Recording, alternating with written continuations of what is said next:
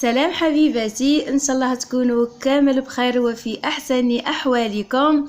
جيتكم بفيديو جديد وعملت لكم القرصه ولا الغرايب، كل واحد زي ما يسميها في المنطقه تاعهم. اهم حاجه وصفه مضمونه وناجحه 100%. نبداو في المقادير على بركه الله.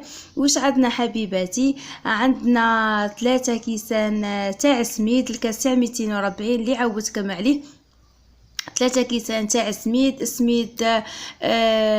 تكون النوعيه تاعو شويه مليحه. شوفوا البنات زي ما هي يكون شويه رقيق، يعني ما نسحقوش سميد هذاك اللي يكون خشين. المهم كيما قلت لكم نحتاجوا 3 كيسان تاع سميد، راح نديرها بالسميد، ما راح نضيف فيها ني فارينه ني والو، غير بالسميد.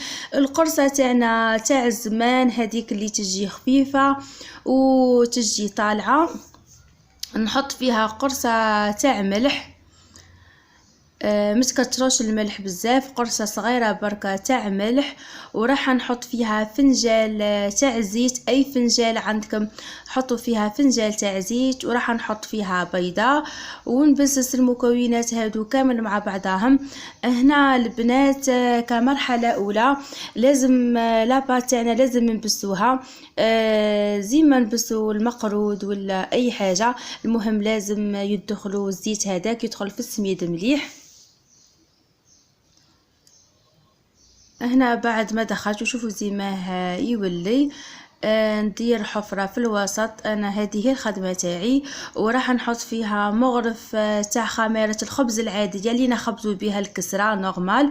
عندي مغرف كبيرة وعندي نص مغرف صغيرة تاع سكر. السكر هذا يساعد هذيك الخميرة بما تتفاعل معنا.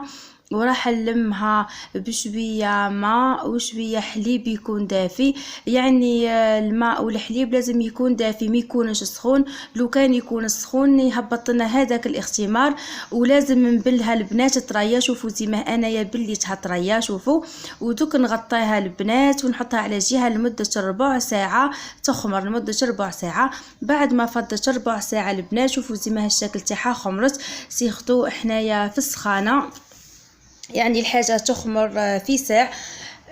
راح نحطها في البيترا تاعي تتعجن. يعني البنات انا مش راح نحطها تتعجن، تقدروا تقولوا راح ندورها جيست دقيقه ولا زوز، ومن بعد ديريكت راح نبدا نحط عليها الماء وهذاك الحليب الدافي، نحطو هكا بالتدريج.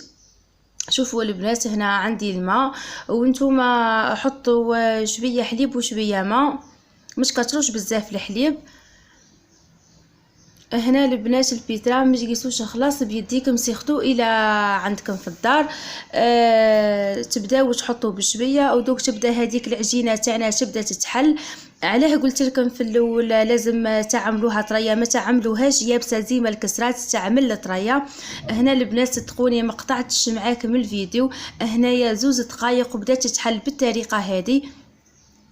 يعني يبقاو بك شغل تبقى بك هذيك العجانه شغل تبقى تعجن وراح تتحل معاكم. ما تقيسوهاش خلاص بيديكم، تبقاو بك تحطوا في الماء بشويه، كل ما تلقاوها ناقصه زيدوا لها شويه كميه تاع الماء. والماء هنايا روحوا بشويه، مش تروحوش تحطوا الكميه كامل. هنا راح نحل عفوا قدامكم العجانه ونشوف اسكو تحتاج الماء ولا ما تحتاجش. هنا البنات كما قاعدين تشوفوا مازالوا فيها هادوك الخيوط هادوك، ثم اي مازالت تحتاج الماء. راح نقفلها ونزيد نحط لها كميه المتبقيه تاع الماء. انا الماء هنا دات لي كاس كبير، وانتم ما تتقيدوش خاطر كل وحده والنوعيه تاع السميد تاعها. شوفوا البنات كما قلت لكم ما قطعتش خلاص معاكم، يعني خدمتها في 4 دقائق، ما زدتش على 4 دقائق وكانت القرصه تاعي واجده. ودوك تشوفوا كم جات تهبل ومليحه. هنا في الاخير راح نضيف لها مغرفه صغيره تاع خل. هنا الخل يخلي القرصه تاعكم تجي خفيفه، ما تجيش ثقيله، تجي خفيفه وطالعه في نفس الوقت. شوفوا البنات، يعني شوفوا بعينيكم ما فيهاش خلاص الخياط. شوفوا زي ما يجي القوام تاعها. كما قلت لكم هذه وصفه مضمونه وناجحه 100%. نعملوها لولادنا، نفرحوا بهم، ولا نعملوها كما احنا نقولوا القهوه تاع المساء، ولا الافراح تاعنا والمناسبات تاعنا. كما دوك على بالكم عندنا الباك، عندنا السيزيام، البيام. ربي ان شاء الله يفرح وليداتنا كامل ونفرحوا بهم. شوفوا البنات، انايا نطيبها في الطاجين. انا القرصه تاعي ما نطيبهاش في المقله، خاطر نقولها لكم يعني بكل صراحه، القرصه تاع المقله تجي من تحت يابسه، ما تجيش طريه. على هذه نطيبها في الطاجين. وشوفوا زي ما البنات هادم كيما احنا نقولوا العيون تاعها هادو كامل، يعني تحلوا كامل. هنا تعرفوا باللي القرصه تاعكم ناجحه. نتمنى ان شاء الله تجربوها وتخليوا لي في الكومنتير الى نجحت معاكم. كنت عملتها في العيد وطلبتيوها مني بزاف اللي دخلوا وطلبوها مني، سامحوني دوك ونكتب ربي وعملتها.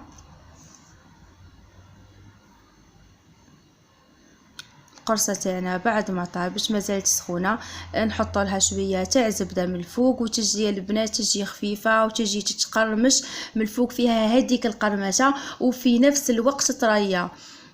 يعني تتحصلوا على زوز في نفس الوقت، يعني تجي فيها ديك القرمشه وما تجي بعد طريه.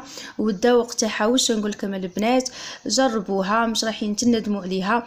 وصفه مضمونه وناجحه 100%. واهم حاجه يعني تستخدم كما قلت لكم، نبلوها نخليوها ترتاح لمده ربع ساعه، ومن بعد نحطوها في البيترا تاعنا، يعني نحلوها في البيترا. والى ما عندكش البيترا حطيها في الروب اللي ترحي فيه البصل، نفس النتيجه البنات. انا والله صدقوني ساعات نديرها في البيترا وساعات نديرها في الروب اللي نرحي به البصل، نفس المراحل ونفس النتيجه. والكميه هذه راح تعطيكم البنات، يعني كي نعملوا 3 كيسان تاع سميد راح يخرج لكم 14 وجه، كيما حنا نقولوا في المنطقه تاعنا 14 وجه ولا 14 وحده، يعني كميه مليحه. شوفوا البنات كي قسمتها معاكم زي ما جات خفيفه. هنا واللي يحبها طالعه بالبزاف ما عليه غير يضاعف، كما احنا نقولوا كي تحطوا في الطاجين ضعفوا الكميه. انا نحب هذه هكا، انا ما نحبهاش طالعه بزاف، نحبها ديما هكا متوسطه. وصلنا الى نهايه الفيديو، الى اللقاء في الفيديو القادم ان شاء الله.